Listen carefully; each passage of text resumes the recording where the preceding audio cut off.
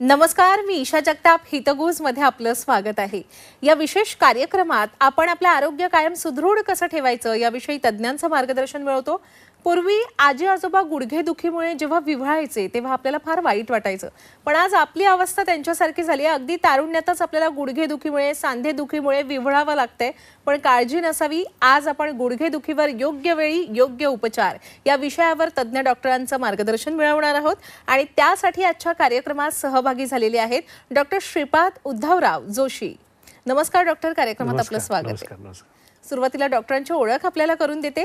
Doctor Shripad Uddhavrao Joshi यांनी आपलं MBBSचं शिक्षण पूर्ण केलं गव्हर्नमेंट मेडिकल कॉलेज सोलापूर इथून आणि त्यानंतर त्यांनी BJ मेडिकल कॉलेज पुणे इथून MS इन ऑर्थोपेडिक्स ही पदवी संपादित केली. MS इन ऑर्थोपेडिक्स संपादित करताना उत्कृष्ट अशा शैक्षणिक कामगिरीबद्दल त्यांना पुणे विद्यापीठानं सुवर्ण पदक अर्थात गोल्ड मेडल देऊन गौरविलं. डॉक्टर श्रीपाद जोशी यांनी खांदा आणि गुडघा ऑर्थोस्कोपी तसंच रोबोटिक जॉईंट रिप्लेसमेंट सर्जरी या क्षेत्रात विशेष प्रशिक्षण घेतलंय, प्रावीण्य मिळवलंय. त्यांना ऑर्थोपेडिक क्षेत्रात एकूण 18 वर्षांचा असा समृद्ध अनुभव आहे. त्यापैकी 14 वर्ष ते छत्रपती संभाजीनगर इथे कार्यरत आहेत. या काळात त्यांनी एक विश्वासार्ह असे ऑर्थोपेडिक तज्ज्ञ म्हणून आपली ओळख निर्माण केलेली आहे. सर्वसामान्य व्यक्तींमध्ये गुडघा, खांदा, हिप जॉईंट रिप्लेसमेंट सर्जरी, आधुनिक आणि कमीत कमी चिरफाड असलेल्या अर्थात मिनिमली इन्व्हेसिव्ह उपचार पद्धतींचा वापर करून रुग्णांना उत्तम परिणाम आणि लवकर बरे होण्यास मदत करणं हेच त्यांच्या कार्याचं प्रमुख उद्दिष्ट आहे.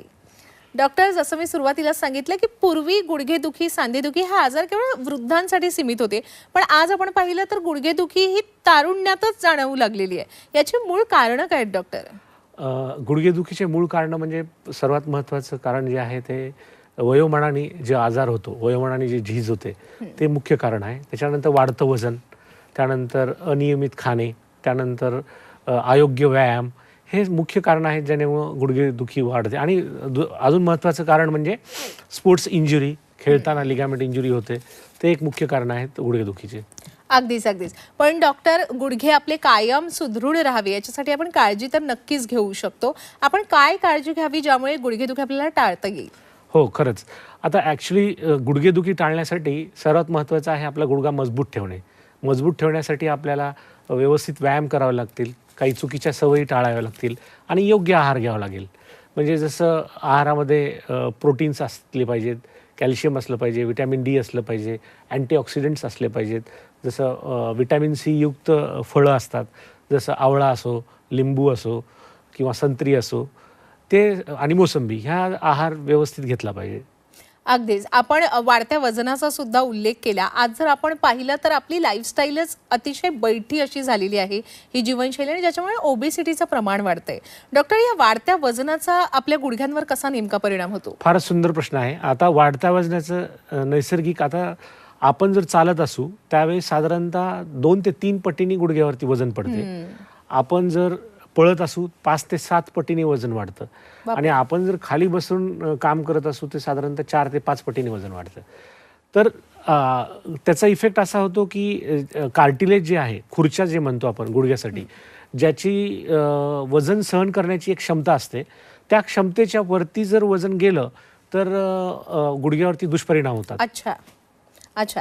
बरं डॉक्टर, दररोज व्यायाम करणं खरं तर गुडघ्यांसाठीच नाही तर एकूणच आपलं संपूर्ण आरोग्य सुदृढ ठेवण्यासाठी दररोज किमान अर्धा तास तरी व्यायाम करायलाच हवा. प्रामुख्यानं गुडघ्यांसाठी कोणते आपण व्यायाम करायला हवे? आता व्यायामाचे 3 प्रकारमध्ये आपण गुडघ्यांसाठी सांगू शकतो. म्हणजे एक म्हणजे स्ट्रेंथनिंग एक्सरसाइजेस, म्हणजे आपल्या गुडघ्याच्या अराउंड जे काही स्नायू आहेत त्याला मजबूत करणे. दुसरे स्नायू आहेत की गुडघ्याची हालचाल, फ्लेक्झिबिलिटी, ॲजिलिटी ही इम्प्रूव्ह झाली पाहिजे, ते व्यायाम केले पाहिजेत.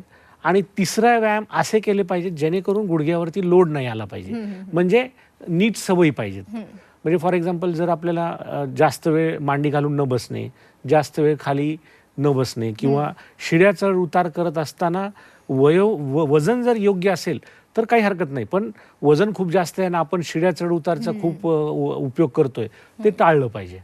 अच्छा. बरं डॉक्टर, एखादी व्यक्ती अशी असेल जिची जीवनशैली अतिशय संतुलित आहे, सुदृढ आहे, ती छान 8 तास झोप घेते, योग्य आहार घेते, दररोज व्यायाम करते आणि तरी सुद्धा तिचे गुडघे दुखतायत, मग चिंतेची बाब आहे का? अशा वेळी काय करावं? आता बऱ्याचदा काय असतं, त्याच्या मागची कारणं आपल्याला शोधायला पाहिजेत, की बाबा आपलं सगळं चांगलं आहे आणि तरी देखील आपल्याला गुडघेदुखी होती. तर त्याचं मुख्य कारण काय, ते कारण शोधण्यासाठी रुग्णांनी योग्य ऑर्थोपेडिक तज्ज्ञाला भेट दिली पाहिजे आणि त्याचं मूळ कारण शोधून काढलं पाहिजे. कशामुळे गुडघेदुखी होते, तर ते डॉक्टर व्यवस्थित काम करतील आणि ते नक्कीच त्याचं कारण शोधून काढतील. त्याच्यामुळे तज्ज्ञांचा सल्ला घेणं योग्य राहील. अच्छा, अगदीच. आता तज्ज्ञांकडे गेली एखादी व्यक्ती आणि तज्ज्ञांच्या मार्गदर्शनाखाली औषधोपचार सुरू सुद्धा केले, काही जणांनी फिजिओथेरपी सुद्धा घेतली, पण हे सगळं करूनही त्यांना आराम येतच नसेल आणि आता तज्ज्ञांनी सुचवली आहे शस्त्रक्रिया. शस्त्रक्रिया म्हटलं की अनेक जणांना धडकीच भरते डॉक्टर, त्यामुळे ते टाळाटाळ करतात शस्त्रक्रियेसाठी. अशा लोकांना आपण काय मार्गदर्शन कराल? शस्त्रक्रिया म्हणजेच फार मोठी समस्या आहे असं नाहीये. आपण असं बघितलं पाहिजे की शस्त्रक्रिया आहे म्हणजे आपल्याला एक संधी आहे आपल्या गुडघेदुखीपासून आपल्याला मुक्तता मिळण्यासाठी. आपले गुडघे जर दुखतच असतील तर आपण दररोजच्या जीवनातील जे काही आनंद आहे तो आपण उपभोगू शकत नाहीत. म्हणजे आपल्या जीवनातले जर फॉर एक्झाम्पल आपल्या जीवनात जे काही रुटीन ॲक्टिव्हिटीज आहेत, म्हणजे जर तुम्हाला टेनिस खेळायला आवडत आहे, तुम्हाला पळायला आवडत आहे, तुम्हाला बॅडमिंटन खेळायला आवडते, क्रिकेट खेळायला आवडते, पण तरी देखील तुम्ही ते करू शकत नाही, म्हणजे तुमचं दररोजचं जे आनंद आहे तो हॅम्पर होतोय ना. बरोबर आहे. त्याच्यासाठी जर डॉक्टरांनी शोधला असेल, म्हणजे शस्त्रक्रिया म्हणजे लगेच नी रिप्लेसमेंट असं नाही. आता नी प्रिझर्वेशन सर्जरीचे पण प्रकार आलेले आहेत आणि प्रत्येक गुडघेदुखीला नी रिप्लेसमेंट करावं लागतं असं काही नाही आहे. त्याचं मूळ कारण आपल्याला शोधायला पाहिजे आणि त्याप्रमाणे योग्य शस्त्रक्रिया तज्ज्ञ सुचवतील आपल्याला. अगदीच अगदीच. बरं डॉक्टर, माझ्या माहितीनुसार गुडघेदुखीवर इंजेक्शन थेरपी सुद्धा केली जाते, ही किती उपयुक्त असते किंवा प्रभावी असते? फार सुंदर प्रश्न विचारलेला आहे. इंजेक्शन थेरपी आता खूप त्याचे प्रमाण वाढलेलं आहे. इंजेक्शन थेरपी मी म्हणेल वाईट पण नाही आणि खूप चांगली पण नाही. त्याचं कारण असे की आपण कोणत्या स्टेजच्या गुडघेदुखीला ट्रीटमेंट डॉक्टरकडून घेतो त्यावर डिपेंडंट आहे की इंजेक्शन थेरपी घ्यायची का नाही. म्हणजे गुडघेदुखीची समस्या ही सौम्य आहे की का फार तीव्र आहे का मध्यम आहे, ह्या गोष्टीवर आपण ठरवतो इंजेक्शन थेरपी लागते का नाही. जर सौम्य आहे आणि जर दुसरं काही मेजर कारण नसेल तर इंजेक्शन थेरपी काम करते. म्हणजे इंजेक्शन थेरपी दोन प्रकारची असते, एक म्हणजे PRP थेरपी, दुसरी म्हणजे विस्को सप्लिमेंटेशन. तर ती योग्य वेळेस घेतली तर नक्कीच इंजेक्शन थेरपी समाधानकारक आहे. पण इंजेक्शन थेरपी घेतल्यामुळे माझ्या गुडघ्याची झीज थांबली किंवा माझे गुडघे पूर्ववत झाले असं नव्हे. ती टाइमिंग ट्रीटमेंट आहे, जेणेकरून की बाबा गुडघा खूप खराब झालेला नाहीये पण आपल्याला सर्जरीची आवश्यकता नाहीये, त्याकरता ते इंजेक्शन थेरपी आहे आणि त्याची काही लिमिटेशन्स आहेत. तर ते तज्ज्ञ व्यवस्थित बघून तुम्हाला सांगतीलच की ते इंजेक्शन घ्यायचं का नाही ते. अच्छा, हे झालं इंजेक्शन थेरपी बद्दल. आजकाल ना डॉक्टर बाजारात अनेक चमत्कारिक असे तेल उपलब्ध असतात, गोळ्या उपलब्ध असतात, म्हणजे हे खा आणि झटपट बरे व्हा, वेदना पळवा, अशा जाहिराती आपण ऐकतो. याविषयी तुमचं काय मत आहे? हे तेल वापरणं किती सुरक्षित आहे? फारच सुंदर प्रश्न आहे. आता आपण आजकालचं जग जसं कम्प्युटर वन क्लिकवरती सगळ्या गोष्टी पाहिजेत, तसं लोकांना वन क्लिकवरती सगळं पाहिजे, वेगवान. पण ऍक्च्युली तेल हा काही रामबाण उपाय नाहीये. हा काही म्हणजे जसं हनुमानाने ती काय काय म्हणतात ते जीवन आपली अमृत वटिकाचं आणलेली तशी काही नाहीये ती. तेल उपयोग करतं सुरुवातीच्या सौम्य आजारामध्ये, म्हणजे गुडघे दुखण्या कमी करण्यासाठी. पण तेल हे काही सायंटिफिक पद्धतीचा इलाज नाहीये. थोड्या प्रमाणात घेतलं तर चालतो, पण ते काही सायंटिफिक ट्रीटमेंट नाहीये. अच्छा, पण आयुर्वेदात तेलाला प्रचंड महत्व आहे आणि आपणही सांगितलं की सुरुवातीला आपण वेदनाशम म्हणून आपण त्याचा वापर करू शकतो. हो, आपण नक्कीच करू शकतो. परमनंट उपाय म्हणून डॉक्टरांचा सल्ला घ्यायला हवा. डॉक्टर, आज जर आपण पाहिलं तर विविध आजारांवर शस्त्रक्रियेसाठी रोबोटिक शस्त्रक्रियेची प्रचंड चर्चा होते. रोबोटिक शस्त्रक्रियेविषयी अनेकदा बोललं जातं. प्रामुख्यानं गुडघ्यांच्या रिप्लेसमेंट बाबत किंवा प्रत्यारोपणाबाबत जर आपण विचार केला तर ही शस्त्रक्रिया कशी उपयुक्त ठरते? आता रोबोटिक सर्जरी हा एक नवीन तंत्रज्ञान आहे, जेणेकरून रुग्णांना लवकरात लवकर बरं होता येईल, ह्या दृष्टिकोनातून हे तंत्रज्ञान डेव्हलप केलेलं आहे. आता रोबोटिक सर्जरी हे दोन प्रकारचे असतात, म्हणजे एक इमेज बेस्ड आणि एक इमेजलेस. इमेज बेस्ड म्हणजे आधी आपल्याला त्याचे सिटी स्कॅन केला जातो. सिटी स्कॅन केल्यानंतर त्याची माहिती फीड केली जाते आणि रोबोटच्या साह्याने ती सर्जरी घेते. रोबोट सर्जरी नाही करत, सर्जरी करणारा हा डॉक्टरच असतो. अच्छा, हां. पण तरी सुद्धा ना आपल्याकडे जेव्हा रुग्ण येत असतील आणि आपण त्यांना रोबोटिक नी रिप्लेसमेंट सुचवत असाल तेव्हा त्यांच्यासमोर अनेक प्रश्न उभे राहत असतील. काय काय प्रश्न विचारतात तरी रुग्ण? रुग्ण प्रश्न विचारतात की मी पूर्वीसारखे चालू शकेल का, किंवा मला वेदना कमी होतील का, किंवा माझा गुडघा खूप दिवस टिकेल का, किंवा मला माझ्या रिक्रिएशनल ॲक्टिव्हिटी काही मंडळी ना 50मध्ये त्यांचा गुडघा खराब होतो आणि काही मंडळींना खेळायला खूप आवडतं. रिक्रिएशनल स्पोर्ट्स म्हणतो आपण आजकाल, खूप त्याचं एनर्जेटिक रूप आहे. म्हणजे कोणी टेनिस खेळतं, कोणी बॅडमिंटन खेळतं, कोणी स्विमिंग करतं.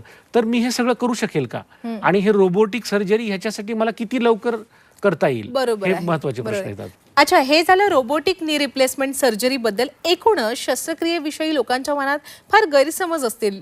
ते गैरसमज कोणते घेऊन येतात रुग्ण आपल्याकडे? रुग्णांचे बरेचसे गैरसमज असतात रोबोटिक नी रिप्लेसमेंट किंवा नी रिप्लेसमेंट बद्दल, की मी नी रिप्लेसमेंट केल्यानंतर चालूच शकणार नाही, मी अंथरुणावरच राहील. आता हे आजोबांचा व्हिडिओ मी तुम्हाला दाखवू इच्छितो. ह्या आजोबांच्या व्हिडिओमध्ये तुम्ही बघू शकता की हा आजोबा खूपच त्रस्त झालेले आहेत, त्यांना चालता येत नाहीये, ते एकदम कंबरसम आहेत. तर आपण त्यांची रोबोटिक नी रिप्लेसमेंट केल्यानंतरचा हा दुसरा व्हिडिओ आहे. हे अगदी 2 आठवड्यानंतरचा व्हिडिओ आहे. म्हणजे ते एकदम सफाईदार चालतायत आणि ते खूप आनंदी आहेत. तर ते रुग्ण मला म्हणले, अरे मी खूपच दिवस लावले शस्त्रक्रिया करून घ्यायला, असे बरेच रुग्ण म्हणतात. अजून दुसरी गैरसमज म्हणजे मी मांडी घालू शकणार नाही, मी माझं रुटीन रिक्रिएशनल स्पोर्ट्स खेळू शकणार नाही. काही रुग्ण तर टेनिस पण खेळतायत, काही रुग्ण ट्रेकिंग करतायत, काही रुग्ण स्विमिंग करतायत. तर जे काही म्हणजे शस्त्रक्रियेच्या आधीचे जे काही रिस्ट्रिक्शन्स झालेले होते ते सगळ्या त्यांच्या इच्छा ते पूर्ण करून नी रिप्लेसमेंटचा आनंद घेत आहेत. अगदीच अगदीच. खूप समाधानकारक असा हा व्हिडिओ आहे खरं तर डॉक्टर. आणि म्हणजे याच्यावरून आपण किती वेदनामुक्त करता रुग्णांना याची कल्पना येते डॉक्टर.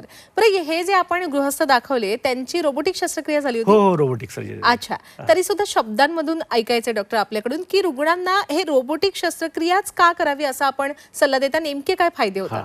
रुग्णांसाठी फायदे फार महत्वाचे आहेत. आता रोबोटिक सर्जरी ही बोन कॉन्झर्विंग आहे, लिगामेंट कन्झर्विंग आहे. त्याच्यानंतर त्याच्यामध्ये जे इम्प्लांटची सायझिंग, इम्प्लांटची पोझिशनिंग, अलाइनमेंट, त्यानंतर जी नॅचरल फील असतो रोबोटिक सर्जरी नंतर तो फार महत्वाचा आहे. आणि जी इम्प्लांटची पोझिशनिंग परफेक्ट झाल्यामुळे इम्प्लांटची लॉन्जिट्युटी म्हणजे इम्प्लांट दीर्घकाळ टिकू शकतात. अधिक अचूकतेप्रमाणे ही शस्त्रक्रिया केली जाते. त्याच्या म्हणजे असंख्य फायदे आहेत. वेदना कमी होतात, तुलनात्मक वेदना कमी होतात, तुलनात्मक रक्तस्राव कमी होतो. त्याच्यामुळे बरेचसे फायदे आहेत रोबोटिक सर्जरी. अच्छा, पण प्रत्येक व्यक्ती करू शकते ही रोबोटिक सर्जरी? म्हणजे काही वयाची बाधा वगैरे त्याच्यात? नाही. जर ज्या रुग्णांचा सांधा किंवा ज्या रुग्णांचा गुडघा कन्झर्वेटिव्ह ट्रीटमेंटमुळे नीट होत नाहीये किंवा तो खूप खराब झालेला आहे आणि ज्याला नी रिप्लेसमेंटची आपण सुचवलेला आहे, तो रुग्णाला आपण रोबोटिक वापरू शकतो, काहीच प्रॉब्लेम नाही. अच्छा, आपण एक अतिशय महत्त्वाचा मुद्दा या ठिकाणी मांडला डॉक्टर, की जो सांधा बसवलेला असतो किंवा गुडघा बसवलेला असतो त्याच्यामध्ये तो नैसर्गिक वाटावा याच्यासाठी रोबोटिक शस्त्रक्रियेमध्ये अधिक प्रयत्न केले जातात. हेच मला विचारायचं होतं की नेमका कसा दिसतो आपला गुडघा या सगळ्या शस्त्रक्रियेनंतर, आणि मुळात असं काही असतं का डॉक्टर की रोबोटिक शस्त्रक्रिया केल्यानंतर ती व्यक्ती आणखी वर्ष जगू शकते वगैरे? नाही, जगणं वेगळं, तो भाग वेगळा आहे. पण जी रोबोटिक सर्जरीमुळे फायदा म्हणजे हे असं होतं की त्याच्यामध्ये लिगामेंट प्रिझर्विंग असल्यामुळे म्हणजे आपण सगळे लिगामेंट कट करत नाहीत, त्याच्यामध्ये बोन पण कमी कट करतो आणि आजूबाजूच्या जे काही मांसपेशी आहेत त्यांना आपण जास्त धक्का न लावता ही शस्त्रक्रिया करतो. त्याच्यामुळे रुग्णांना हे सांध्याची नॅचरल फील येतो, नॅचरल मुवमेंट येते आणि त्याचं आयुष्य पण जास्त राहतं. जास्त राहतं कारण वेदना कमी होतात. अगदीच अगदीच. डॉक्टर, आपण जॉईंट प्रिझर्वेशन सर्जरी सुद्धा अतिशय यशस्वीरित्या पार पडता, याच्याविषयी एखादी उदाहरण सांगाल का एखाद्या रुग्णाचं वगैरे? आता एक उदाहरण म्हणजे काही रुग्णांचं सांधा आपल्या नीमध्ये 3 कंपार्टमेंट असतात, मीडियल कंपार्टमेंट, लॅटरल कंपार्टमेंट आणि पटेलोफिमोरल कंपार्टमेंट. काही रुग्णांचं कसं असतं की फक्त आतला साईडचा सांधा खराब झालेला असतो, म्हणजे मीडियल कंपार्टमेंट सांधा खराब झालेला असतो.